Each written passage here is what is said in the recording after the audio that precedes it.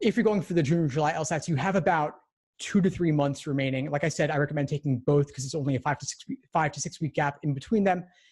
And I thought it might be useful to give you some advice on structuring your study plans. LSAT study plans should typically involve 3 phases: accuracy, pacing, and endurance.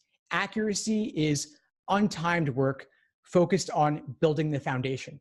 So you do that by doing questions by type, but not necessarily just in the order given. So let's say you're doing games, reasoning, reading comp. I say start with games, start with the ordering games, and specifically the easiest ordering games. You do the easiest ordering games, followed by moderate difficulty ordering games, then the toughest ordering games. Then you do easy grouping games, moderate difficulty grouping games, and then the hardest grouping games, and so on to combination games, rare games, pattern games, and so on.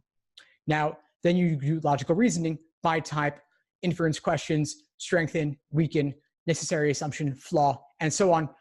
You do them by type, also from easy to difficult within each category.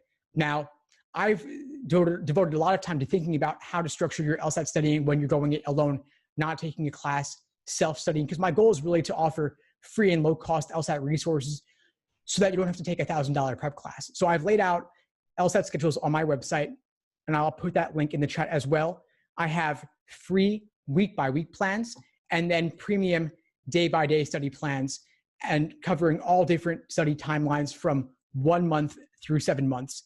And so for those of you who aren't able to see the chat for some reason, I'm going to show you that page on my site, because I think one of the most important things when you're studying is having a plan of attack. So this is that page on my site, study schedules.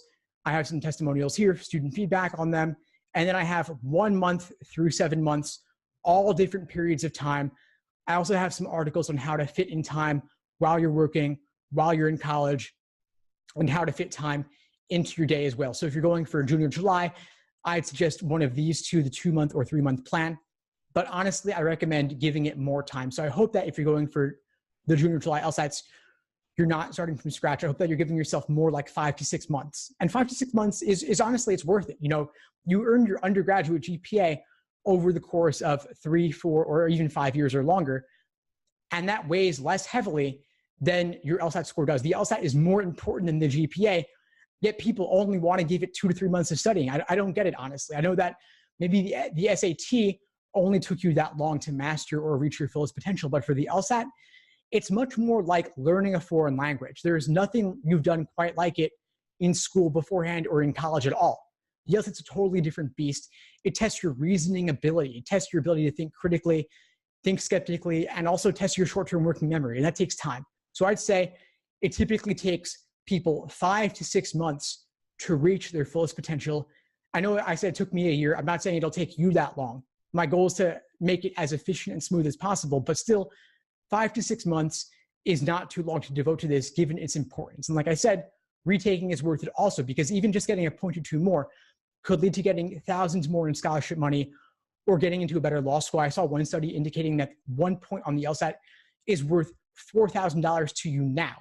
So if you look at that difference, how that appreciates in value over the course of your entire career, especially if you're in your 20s, the ROI on that is huge. It's well worth investing the time.